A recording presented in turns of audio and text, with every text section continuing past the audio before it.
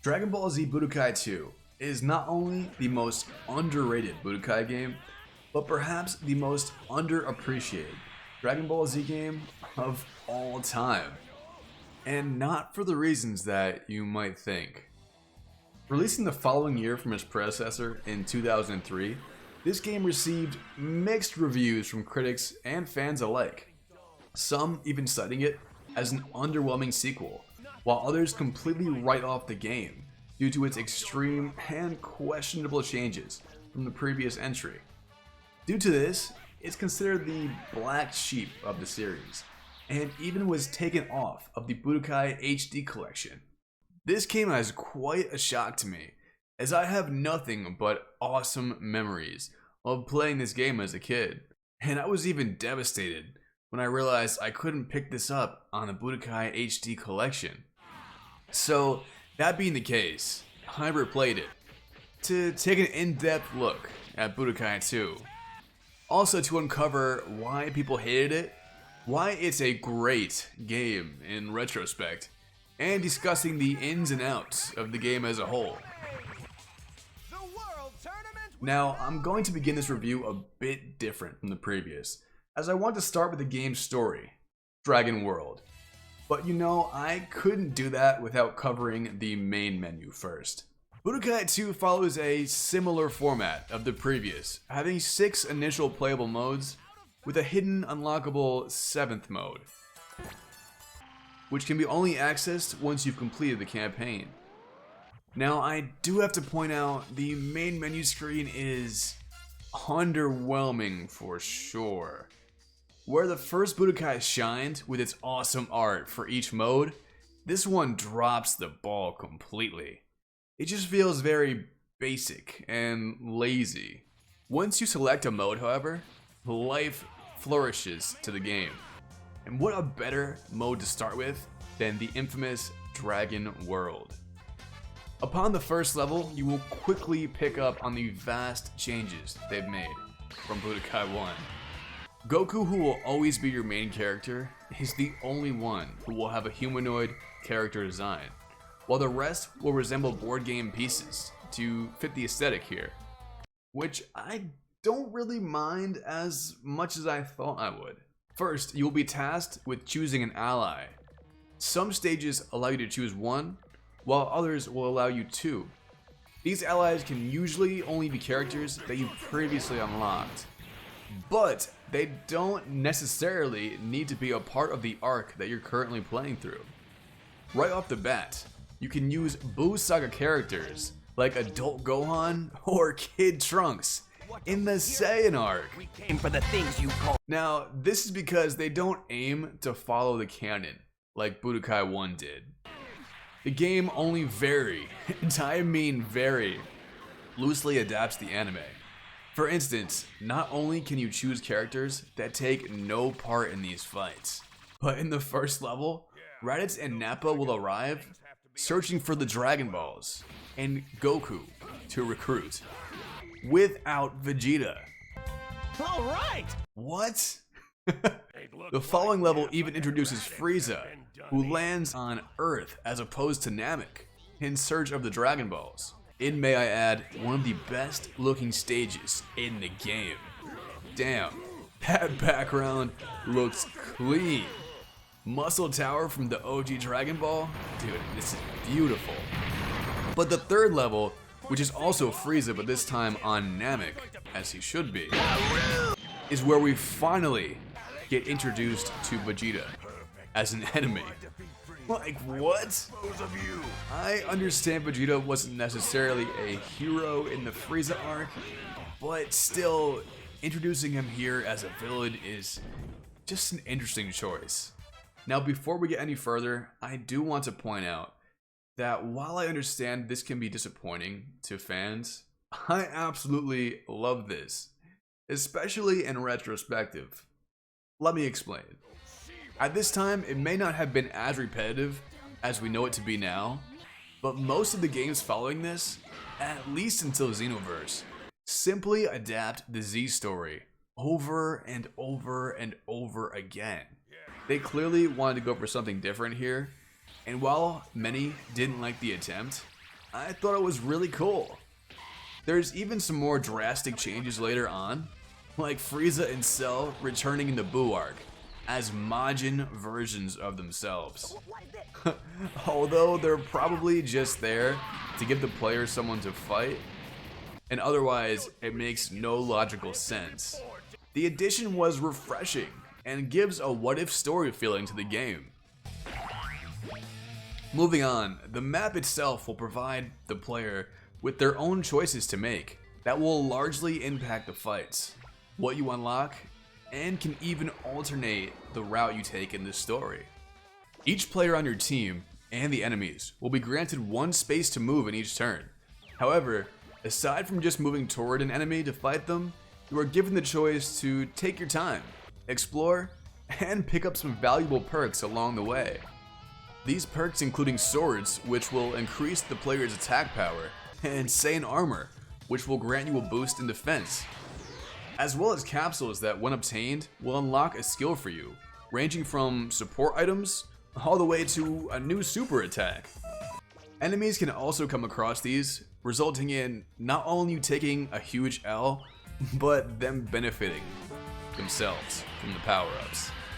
It is quite a cool addition to the game. I like the balance here, you know, the enemies can get some W's too. Most spots will also have hidden items underground, which you can dig for by opting to not move forward for that turn. Here you can find Zenny, which will be spent in a skill shop. Also onions, which increase your movable distance from 1 to 2 spots. And even, of course, dragonballz, which can be found easily by locating the dragon radar in each level. Also, if you do manage to collect all 7 dragonballs, Shenron is summoned, and he'll grant you an actual wish of your choosing, which of course there's limitations to, and I'm saving that for a little bit later in the video. But anyway, all of these extra perks are game changers, as they give you the option to alter your playthrough, and it also rewards exploration, as opposed to going through the same cutscenes a million times, to the point where even a massive fan like myself gets sick and tired of them. Sure, don't get me wrong, this isn't an open world exploration by any means, but maybe for its time, this isn't so bad. Goku, your allies, and the enemies will each have a certain number of lives, which are indicated in the bar next to your character. Meaning, if you beat an enemy, chances are, unless they're a Cybermen, you will have to fight them a few more times to secure the win. This is also relative to the heroes, and if you lose all your health as Goku, you will have to restart the entire level. Whereas if your ally dies, they will just disappear from the map. To avoid this happening, Dende spots will appear on each map, granting an extra life for the character who reaches it. This can also be used by enemies as well, which is quite discouraging in some situations. Damn, Dende, whose side are you on, man? Lastly, there are also areas that will negatively impact your fight. If you so happen to land on a key drop, health drop, or health half spot, you will, as expected, drop key or health at a significant rate, or for the latter, start with half of your health. This is particularly annoying when an enemy you have to beat is just parked there and won't move, no matter how much you bait them. This is far more complex than many other Budokai games. These changes force you to be strategic and creative with how you handle your battles, something many fighting games lack, aside from just Dragon Ball. Now, not only is the story different here to the point of utter confusion for any Dragon Ball fan, but many of the game's mechanics are extremely altered here. For example, you know how you would typically gain Super Saiyan at the fight with Frieza, and Super Saiyan 3 at the Majin Buu fight, right? Oh no. Not here, my friend. To unlock Super Saiyan, you will have to choose Krillin as your ally for stage 3, the Namek portion, and have him purposely die at some point during it. Not only is the situation overly specific, but who the hell is going to choose Krillin over Gohan? Or almost anybody else? I mean, love you, Krill, but come on, dude, let's just be realistic here. Now this is just one of the many instances here of secret unlockables, and there's way too many for me to list them all. But please take this into consideration. As opposed to other games where skills will be granted based on story progress, you need to use certain characters out of the many allies you'll be offered in a certain way in each level to unlock other characters, transformations, and super attacks. Meaning you could easily miss a lot of these and be stuck with base form characters with no ultimate attacks throughout your entire playthrough. That is actually possible. Now bear with me, please.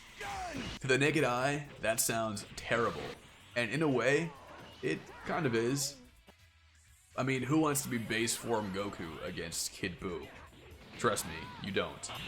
But at the same time, this incentivizes exploration, story mode replay, and also strategic ways to get through the story mode. Something that many other games are lacking, especially in the Budokai series. So overall, because I don't want to take too much time on just the map, but the thing that people tend to overlook here is that Budokai 2 doesn't follow a linear path like its predecessor. It allows you to customize your own route with your characters of choice. And of course, not everyone's going to agree with me, but I really did enjoy having to work to uncover these secrets that are built into Dragon World. It felt extremely rewarding when unlocking something new. And out of those many things you could unlock, some of my favorites are the super attacks. Now the combat in general feels very refined here, and it's definitely a step up from the original. Punches and kicks feel smoother. Now supers are also much easier to pull off, giving you the option to press 2 buttons, like forward circle, instead of a whole string of commands for the more basic moves like Kamehameha. This is also where the infamous burn your skin off the palm of your hand, attempting to charge up a super comes into play for the first time. I'm not sure if it's just me, but these were excruciatingly difficult to perfect. But regardless, very satisfying when they are. I do much prefer the melee supers, where you just need to press a different button than your opponent does to complete it. It's much less taxing. Just pick a button between circle, X, square, and triangle, and you have a 75% chance of it working to your advantage. If your opponent does get the best of you, however, you will still damage them, just without the finishing blow. A lot of characters' more basic supers, like continuous Kamehameha, similar to the previous entry, will be the exact same with just a different name to fit their character. The same reigns true for the melee supers as well. Unfortunate, but it never really bothered me that much where it affected my gameplay. Most of the ultimates do still require you to pull off lengthy combos for them to activate, but they do feel much more fluid here, if that makes sense, and also less of a hassle. And boy, are they beautiful. I might be crazy saying this, but I almost prefer this animation over the modern stuff. It just looks so freaking clean. Some of my personal favorites are Trunks' burning attack and the Big Bang attack from Vegeta. Just look how cool these are. Now, while the animation is great, it's never really showcased much, as the dialogue here is stripped to just text boxes with some mostly Goku interactions being voiced and minimally animated prior to fights. I feel like this is largely due to the fact that many of your allies will have no right to be in the arcs they're in, so they wouldn't have anything interesting to say to their opponent. Although sometimes they are characteristic of the person you're playing as, like in my second playthrough, Vegeta will say, "It's my fate to defeat Kakarot," to Raditz before battling him. Horrible impression, by the way, I know. Shut up! The only time we see what the animation is truly capable of is in the intro. Dragon Ball never fails to have some incredible openings. It has a hard rock riff with no vocals, which is fine in all honesty. It also showcases the characters that you should expect to see, but with a large focus on the Buu arc, including Super Saiyan 3, Goten, Trunks, and all the Majin forms. This is likely because the Buu arc was a new addition to the series at the time, and deserved the spotlight. Rightfully so, as the story devotes 5 of the 9 levels to the Buu arc, deliberately flying through the other 70% of the story. This is mostly apparent in what I consider to be, debatably, the worst level in the game. Level 4. This isn't a bad stage by any means, but it is a lengthy one, and there's no way around that. Unlike Frieza, who gets 2 levels, and Boo, who gets a whopping 5, for some reason, they decided to cram the entire Android and Cell sagas into 1 level. Why they could have just made 10 stages instead of 9 and divided these into 2, I have no idea. Not only is it lengthy, but it comes out of nowhere. Goku beats Frieza and he's like, I smell a cell. And yeah, he just pops up right by Dr. Gero, like 2 seconds later. I finally found you, Goku. Also, Dr. Gero has Cyber Rangers? These, unlike other Cybermen, are unavoidable, meaning you have to defeat all of them for your allies to progress, before even touching Gero. They also, for some reason, excluded 19, in swap of Gero. An interesting choice. The game does have 29 characters as opposed to the previous Budokai's 24, but many like Zarbon and 19 are removed, so we technically do get more characters than it would just appear. Anyway, back to level 4. After beating Gero, 16, 17, and 18 just pop out of nowhere. I am an android created to kill you. Goku, I am going to kill you. We beat all of them, and then Cell comes out with the Cell Juniors, already in perfect form. Like, whoa dude, slow down. I can't process all of this at once. This, unfortunately, means that we lack the earlier transformations of Cell and Frieza. An interesting choice by the devs, but Boo was clearly the primary focus here. Again, I still enjoyed this stage, and I had half a mind to place Stage 7, the Hyperbolic Time Chamber, as the worst, because that entire stage is a maze, where Goku is confined to a corner for the entirety of it. But I love the backdrop, and Gotenks was so sick to play as. Next, in terms of best level, although I do love Stage 2, and pretty much every level in this game is awesome, we're nitpicking here. But overall, I'll have to give this to level 8. Now in Stage 8, you fight Super Boo with Gohan and Vegeta on your team. Seems normal, right? Well, instead of just having Gohan get absorbed, and then Goku and Vegeta becoming Vegito, you have to use Goku to reach Supreme Kai to grab the Patara, and then reach Vegeta to fuse into Vegito, all after you fight him with Gohan and get absorbed. This is probably the most accurate level to the actual story, as this is the general idea of how the events go down. However, on my first playthrough, I couldn't reach Vegeta in time for him to be decimated by Boo, as there is a huge difficulty spike around this time. So I had to take him on alone as Goku, and that's it. The game will not allow you to become Vegito if Vegeta dies. Although unfortunate, I love this. Although I had to wait a bit longer to play as my guy here, it allows for alternate endings to the level based on your actions and how well you plan things out. Freaking genius. At least this allowed my guy Tien to get a little shine.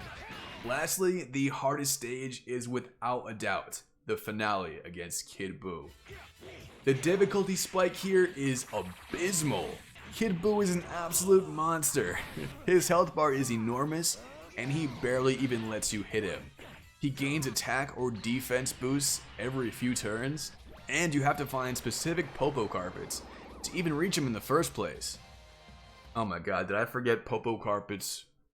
This video's getting so long. Popo carpets are as what you expect. Little carpets with Mr. Popo standing next to them. They will transport you to different areas on the map. Anyway, that's really just about it. They're pretty simple. Out of the many Popo carpets, try saying Popo carpets 3 times fast. Out of the many Popo carpets, there are 3 that will spawn you to Kid Buu's area, 2 of which are guarded by Frieza and Cell. At first you might think, well, I'll just take the easy one, right? Wrong again. Kid Buu is so difficult that likely your Goku and Vegeta won't be enough. You'll need to fight him, back out, and go to Dende spots to heal, which are conveniently placed, you guessed it, right by the dynamic duo themselves. Also, by Frieza, there's the Z Sword, where if you reached it, you get an attack boost for Goku and Gohan, incentivizing you to explore even further. When you do get to fight him, it's very difficult to pull off higher transformations, like Super Saiyan 3, because Buu is constantly up your ass. The key here is to use Vegeta, get his health down a bit, and then finish him off with Goku, because the villains will not regain health until you've beaten them fully. Even if Kid Buu is low on HP, this guy is still a damn menace. So take your time here and eventually you'll pull it off, I promise. Upon completing the story, assuming you have all the Dragon Balls, you will be granted one wish from Shenron. These can be either Breakthrough, which grants you all the attacks for a specific character, or Babidi's Spaceship, which is the 7th mode of the game. Babidi's Spaceship is the first one you should pick, because you'll need it to unlock other characters. And it was pretty fun. Nothing to write home about though. Basically, there's 4 stages requiring you to do something like beat up an enemy as many times as you can in a row, get as many hits on an enemy as possible, or deflect a ki blast as many times as you can in the time frame. Doing these will increase the energy that goes into reviving Buu. The more energy you acquire from the stage, the more likely you will be to unlock a new character, like all of the Buu forms and their attacks. Also Deborah, and even Absorption, or Super Buu. Now, Absorption is so damn cool. Like, they should definitely bring this back. Buu absorbs a random fighter when this is pulled off, creating some really cool, unique moves for him.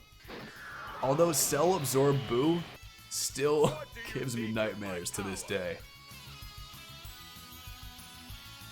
When unlocked, other characters can fuse as well, including Gotenks, Jito, and some what-if fusions like Goku and Tientia.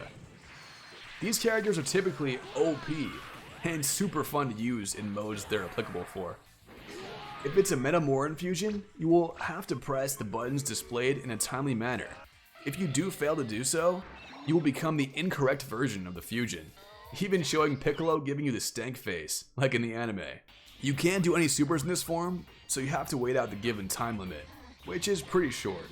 Or just give Cell hands like I did.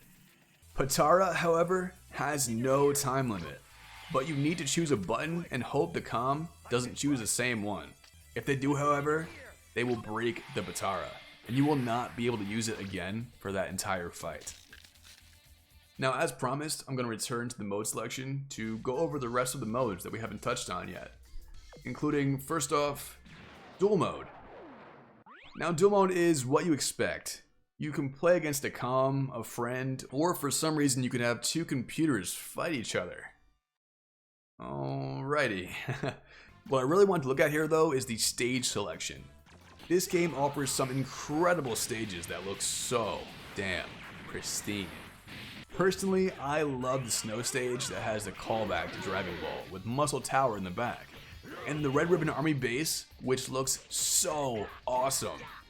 These all have destructible environments, by the way, and the animations for these are amazing.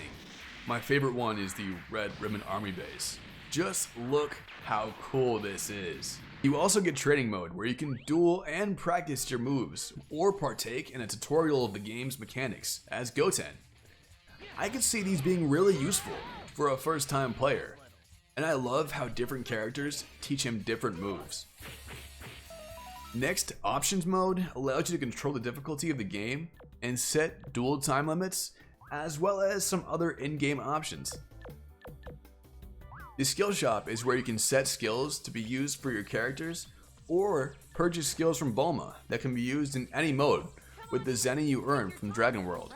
And of course, last but not least, my favorite mode of all time, World Tournaments. This mode is one that resonates with me heavily, as I used to always love playing this with my friends as a kid.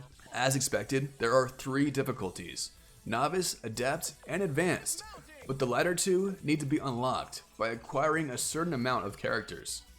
To get Advanced, however, you will need to unlock every single character, which incentivizes a second playthrough or third of the game. as you will need to use characters you unlocked in the first run and earlier stages to acquire new characters. You can also play through this as many times as needed to collect the Dragon Balls, to get breakthroughs for all your characters, and unlock new skills. There's always something new to find, which is what I love about Dragon World. For instance, in Stage 1, you need to play as Vegeta, a character not unlocked until later, to acquire Nappa. And Stage 4, you need to beat Cell as Gohan to unlock the Great Saiyaman. Once you get everyone, you can play Advanced, and oh man, it's every bit as hard as the original. This time, there's an even bigger bracket, utilizing all of the game's characters. To win, you can either defeat an opponent by draining their HP, or by ring out, which you will need to strategically position yourself near the edge of the ring to do so. Also, you will receive a runner-up prize for second place in the Adept and Advanced difficulties. I've always loved tournament modes in Budokai games, and this one you can play with friends as well to see who comes out on top. What an absolute masterpiece. I truly hope Tenkaichi 4 doesn't let us down. But before we do wrap up, I want to briefly discuss what made this game so great, and also why it's the most underrated Budokai of all time. Everyone that hates on this game tend to overlook that it's meant to be different. The devs clearly didn't want to give you Budokai 1 Part 2. They wanted to allow you to make your own choices and your own routes in the game to create your own rewarding victory. The uniqueness of Budokai 2 is completely overshadowed to some people by just the board game layout of the story mode, that they completely miss all the great aspects of it that I brought up throughout this video. In short, while playing this as a kid, I loved it, and as an adult, honestly, I think I liked it even more.